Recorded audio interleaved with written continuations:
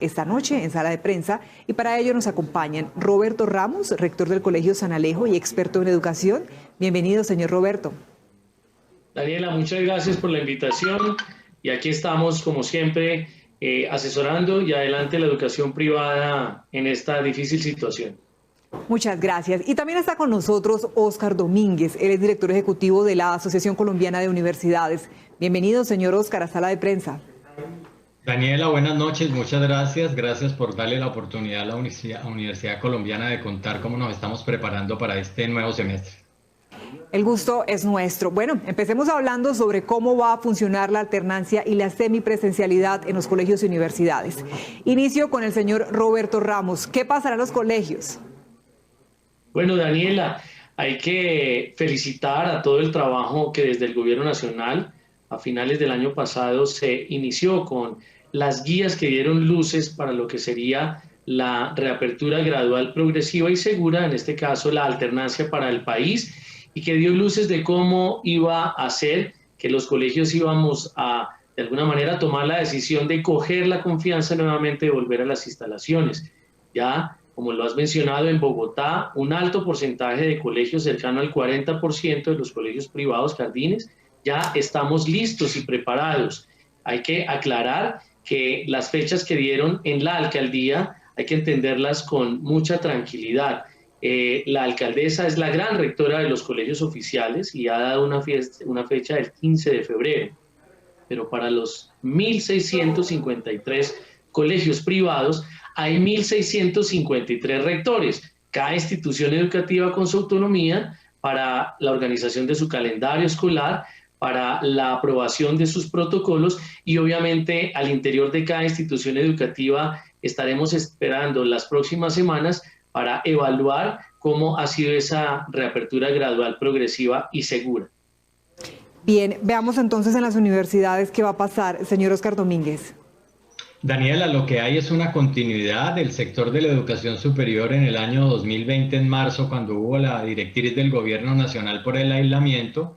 Fue la primera que trasladó toda su actividad para desarrollarla de manera remota. Así estuvimos culminando el primer semestre del 2020. En el 2020, en el segundo semestre, implementamos el modelo de alternancia.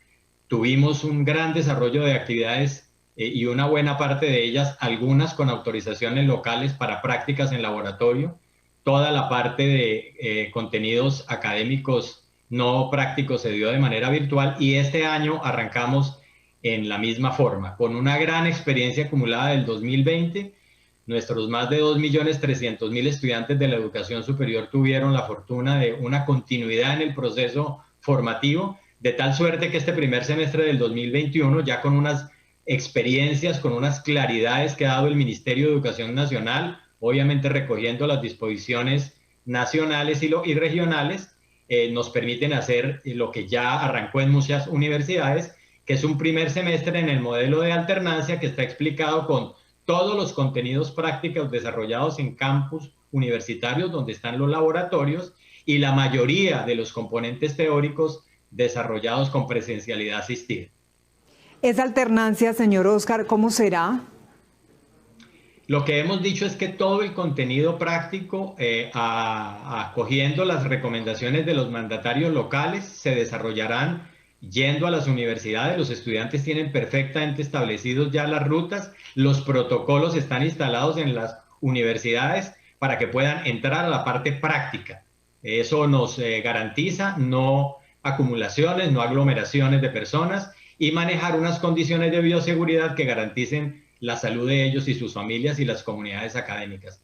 La otra parte, por eso de la alternancia, la presencial y la parte teórica se desarrollará de manera remota, aprovechando, como mencioné, los grandes avances y aprendizajes que se tuvieron del año anterior, todas las disposiciones que hubo y orientaciones por parte del Ministerio de Educación Nacional y las grandes apuestas de adaptaciones de desarrollo tecnológico en software y hardware que hicieron las universidades para poder hacer el modelo de enseñanza necesario. Bien, ya vamos poco a poco entrando en esos detalles, en esos cambios a los que nos obligó esta pandemia, pero que bueno, hay que también adaptarnos para continuar con esa educación, tanto en los colegios como en las universidades. ¿Cómo está el número de matrículas? ¿Disminuyó? ¿Qué pasó, señor Roberto? en los colegios? Muchas gracias por la pregunta. El día de ayer, desde la Secretaría de Educación se informó que habían aumentado su índice de matrícula en 5.000 estudiantes. Uno hace la siguiente operación. Si en Bogotá tenemos 1.370.000 cupos entre colegios oficiales y privados, ese índice de matrícula es repartido en 794.000 cupos para el sector oficial y 585.000 cupos para el sector privado. Eso quiere decir que hubo un recambio, no una deserción, de más o menos el 3% de la población en todo el sistema educativo que presta la ciudad de Bogotá. Eso quiere decir que el 97% se mantuvo tanto en lo oficial como en lo privado. Solamente 5.000 estudiantes fueron los que tomaron la decisión para pasar del sector privado al sector oficial, obviamente por situaciones complejas que dejó esta pandemia. Allí también hay que hacer una aclaración, y es que en estos días hay un número indeterminado de estudiantes que aún todavía los padres de familia no han definido su situación académica, porque están esperando precisamente cuáles son las decisiones de los colegios privados, cuáles son las decisiones de alternancia, como Óscar muy bien lo mencionó, para las universidades no es muy distante para los colegios, para saber cuál tipo de modalidad y de decisiones es la que el padre de familia se siente más cómodo. Pero para la tranquilidad de la ciudadanía, solo el 3% hizo el recambio. Alrededor de 60 instituciones educativas privadas en Bogotá cerraron sus puertas para el 2021, aproximadamente unas 3 instituciones por localidad, que da buena cuenta más o menos de un promedio de 100 estudiantes por institución para completar los 5.000 estudiantes que seguramente habrán sido trasladados. Pero hemos logrado mantener con un gran esfuerzo el sector educativo privado para prestarle el servicio a las familias que durante tantas décadas así lo decidieron. Para hacer claridad, señor Roberto, ¿ese 3% es el que no se ha decidido, el que está esperando posiblemente? Ese 3% es el que se trasladó del sector privado al sector público. Aparte de ese 3%, que más o menos son unos 5.000 estudiantes, hay un número indeterminado todavía de padres de familia del sector privado que aún no han oficializado su matrícula. Las instituciones educativas oscilan más o menos entre el 87 y 95% de las matrículas que en los próximos días muy seguramente serán definidos o para el sector oficial o para el sector privado. Pero en realidad el parte de tranquilidad para ambos sectores es que se ha logrado mantener esa prestación del servicio educativo en la ciudad de Bogotá. Qué bueno, nos alegra mucho eso. ¿Cómo están las cosas en las universidades? ¿Cómo va ese número de matrículas, señor Óscar? Daniela, lo que es claro hoy es que con las cifras que tiene el sector y entendiendo que el Sistema Nacional de Información, el SNIES del Ministerio, es una información que está solamente con resultados al 2019, lo que nosotros hemos podido explorar como asociación, que representa apenas 88 de las 300 instituciones de educación superior, indican que al cierre del 2020 tuvimos una deserción promedio de estudiantes antiguos entre el 13 y el 15%, y de estudiantes nuevos calculamos que el 20% no se matricularon. Esa es una cifra alta, se puede ver alta, no es una cifra oficial, no corresponde a la cifra del gobierno, es la cifra de la asociación a través de las consultas que hacemos, y ese fue el comportamiento con que cerramos 2020. Aspiramos que el comportamiento del 2021 tenga mejores resultados. Estamos muy seguros que las muchas disposiciones que han tomado y medidas que han tomado las universidades relacionadas con créditos, con matrículas, el apoyo del gobierno nacional con la matrícula cero para las universidades públicas, con los mismos apoyos en créditos para la matrícula de estudiantes a través del ICETEX, va a hacer que el comportamiento de las cifras sea muy favorable en este primer semestre del 2021. Esperamos que así sea, señor Óscar. Bueno, pasemos ahora a esos cambios que tal vez tuvieron que implementar los centros académicos para recibir a los estudiantes. ¿Qué tuvieron que implementar? Comienzo con el señor Roberto. Cuéntenme en los colegios de manera general, ¿cómo se prepararon? Daniela, bueno, muy bien. Pues, la fecha del 16 de marzo del 2020, ninguna institución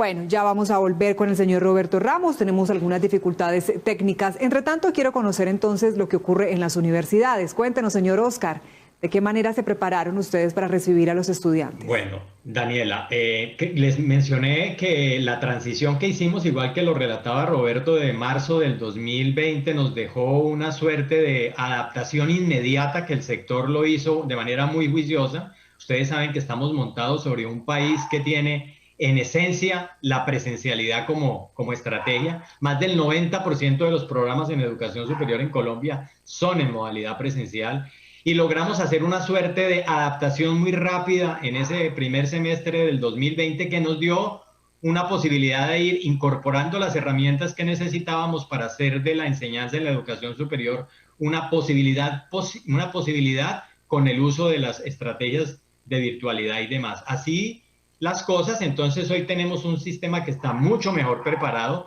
que tiene toda la experiencia del año 2020 y que le permite hoy a los jóvenes haber superado el gran terror que les dio a todos cuando nos vimos en esa modalidad virtual intentando hacer formación mediante uso de estrategias virtuales, y creo que estamos mucho mejor preparados. Hay posibilidad y conciencia de los docentes en hacer un proceso de enseñanza mediada por computador.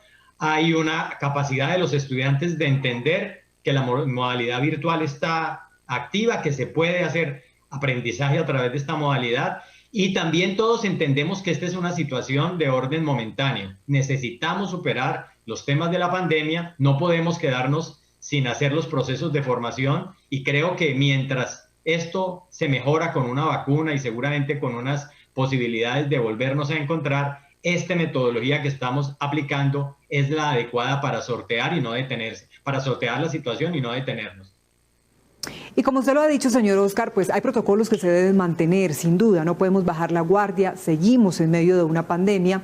Y quería preguntarle entonces, ¿qué van a implementar en el día a día? ¿Hay algún text, algún reporte diario? ¿Qué van a hacer para controlar el estado de salud de los estudiantes?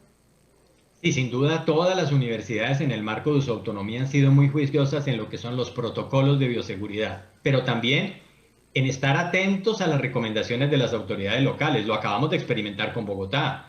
La señora alcaldesa afortunadamente ayer dijo: se suspenden todas las medidas de máxima alerta que habían y permite entrar en una nueva fase, y eso entonces dispone para los campus universitarios las puestas en práctica de todo lo que estaba diseñado: tomas de temperatura, disposición de todas los insumos necesarios para garantizar asepsia en la mayoría de los espacios donde tengamos que estar juntos. Las medidas de distanciamiento están diseñadas de esa forma. Se modificaron muchos de los protocolos de ocupación de los espacios. En fin, las instituciones de educación superior a nivel país están perfectamente apropiadas de todos los mecanismos de bioseguridad necesarios para que la parte presencial se pueda desarrollar sin ningún problema.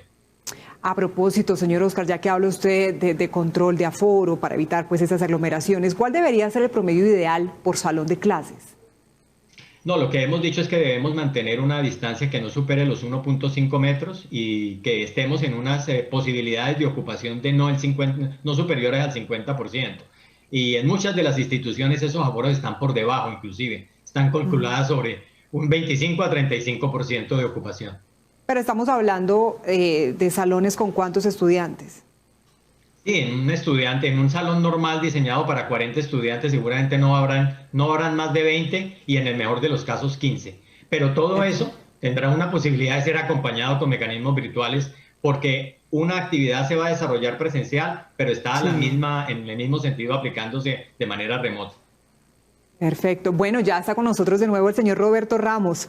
Estamos hablando de esos cambios que tuvieron que implementar para recibir a los estudiantes. Cuéntenos desde los colegios qué tuvieron que hacer.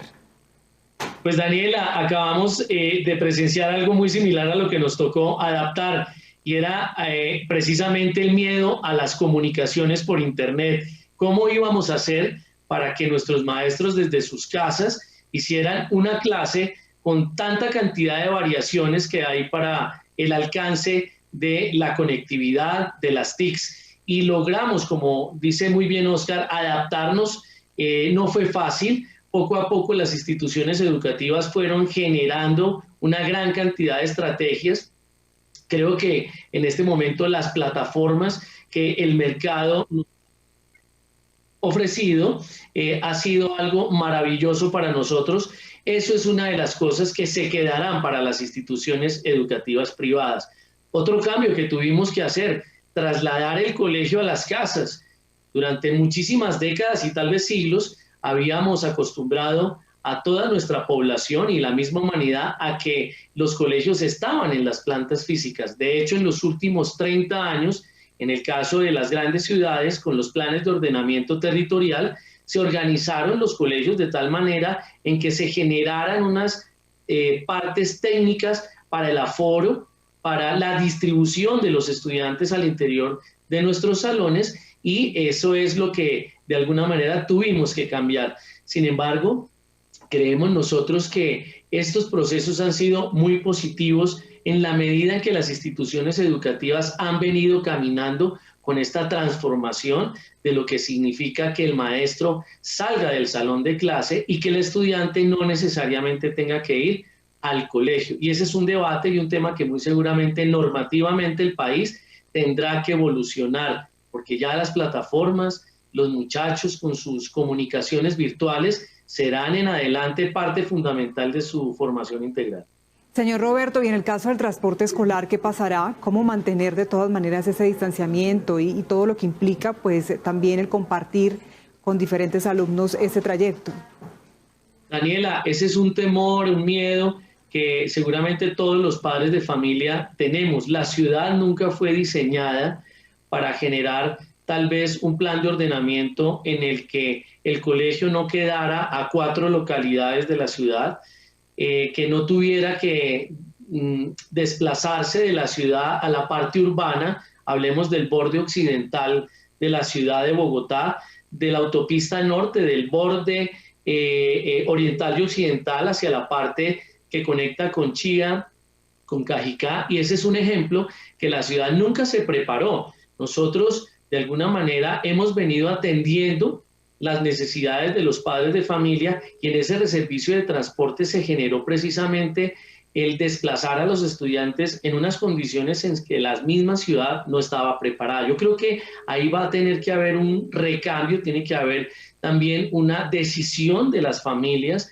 de seguramente trasladarse más cercano la vivienda a las instituciones educativas, o en su caso las instituciones educativas generar cierta clase de condiciones para los entornos escolares. Las empresas de transporte fueron una de las más afectadas en todo este proceso. Ellos son unos aliados de la educación, tanto del sector oficial como del sector privado, para garantizar ese derecho a la educación. Sin embargo, debemos confiar en los protocolos, debemos confiar en las decisiones coordinadas con las instituciones educativas, porque tenemos que seguir avanzando en la prestación del servicio educativo. También en ese plan de acción progresivo y seguro, las empresas de transporte y las instituciones educativas tuvimos que presentar unos protocolos en los que se garantiza el distanciamiento, la ventilación, que es muy importante ahora, y obviamente la protección en distancia para que no haya una gran permanencia en los vehículos escolares, y obviamente el cuidado del transporte público. Pues ya veremos qué pasa, porque bueno, dentro de esas posibles soluciones que usted nos ha planteado, señor Roberto, no creo tan factible la de cambiar de casa. Son muchas las cosas por las que han tenido que pasar las familias y de pronto eso sería otro inconveniente más, pero bueno, ya veremos qué pasa y qué medidas se toman desde el distrito y también en corresponsabilidad con los colegios. Ahora pasemos, es que son muchas las dudas que surgen cuando ya estamos próximos a este retorno semipresencial, tanto a colegios como a universidades. Por eso quiero tocar otro punto, y es el de la comida, la alimentación. ¿Qué va a pasar en esas zonas de alimentación? Por ejemplo, en los almuerzos. Desde las universidades, ¿qué han planteado al respecto, señor Oscar? Lo que es claro, Daniela, es que no va a haber el mismo número de personas en las sedes, porque lo que necesitamos es evitar las aglomeraciones y garantizar el aislamiento o una mejor distribución de las personas. Por ello, todas las medidas de bioseguridad que se han diseñado desde los entes territoriales y en la lógica, las instituciones garantizan eso. que puedan hacerse unas condiciones, que pueda todo servicio prestarse en las mejores condiciones de hacerse, evitando contagio, evitando aglomeraciones, pero facilitando el servicio. Porque sí es muy importante hacer ese énfasis, y yo quisiera retomar lo que mencionó Roberto, y es un poco es que en buena medida lo que necesitamos aquí es que no se interrumpa el proceso formativo, porque esa es la mejor manera de poderle ayudar a los jóvenes y a las familias. Y lo segundo es que hay muchas evidencias donde se demuestra que la manera como estamos operando mediante estos modelos, aplicando tecnologías, permiten que el proceso de enseñanza-aprendizaje se dé y podamos seguir avanzando en las metas y en los retos de los estudiantes de su formación. De tal suerte que la pandemia trajo muchas dificultades, pero también muchos aprendizajes y muchas enseñanzas que vinieron para quedarse y que seguramente vamos a conocer un sistema educativo distinto al que veníamos tradicionalmente acostumbrados, con mucha presencialidad seguramente después de que superemos lo de la pandemia, pero también con mucha virtualidad en la práctica.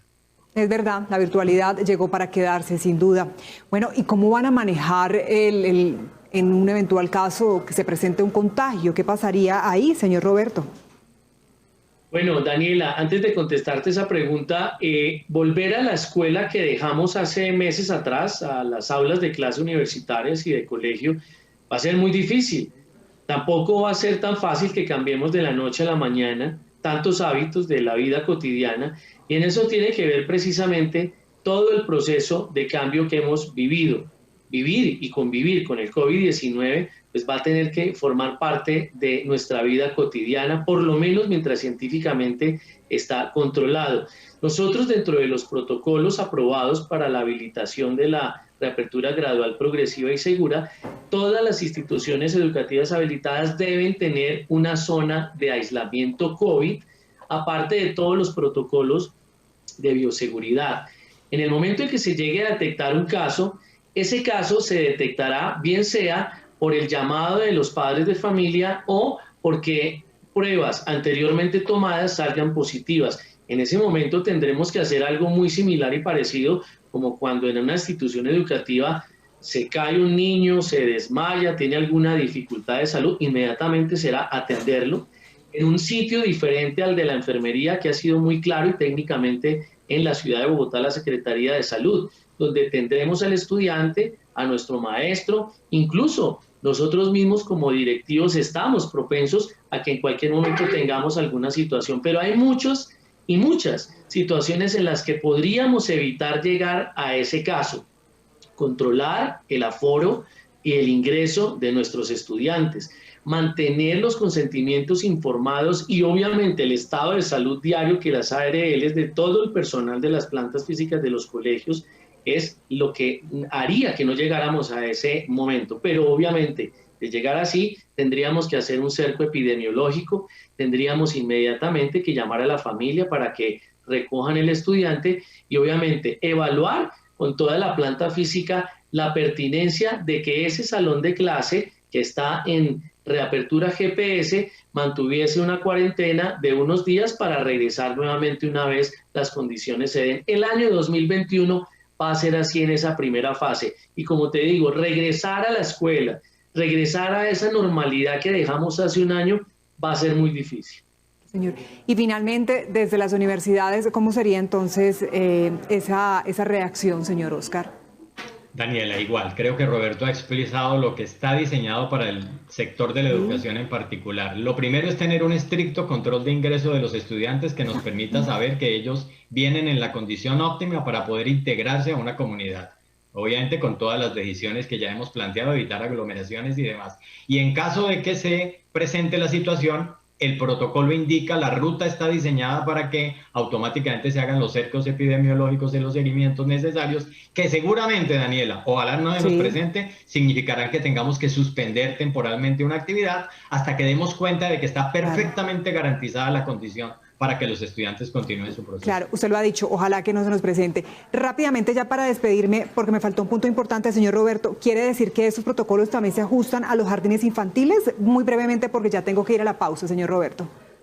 Claro que sí, Daniela. Todas las instituciones educativas, incluso que tengan licencia con la Secretaría de Educación y con la Secretaría de Integración, deben tener los protocolos aprobados para iniciar su reapertura gradual, progresiva y segura a partir del 8 de febrero.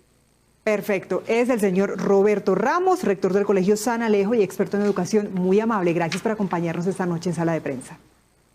A ustedes, Daniela. Muchas gracias. Y también le agradezco, por supuesto, al señor Óscar Domínguez, director ejecutivo de la Asociación Colombiana de Universidades. Ha sido un gusto, señor Óscar. Daniela, muchísimas gracias.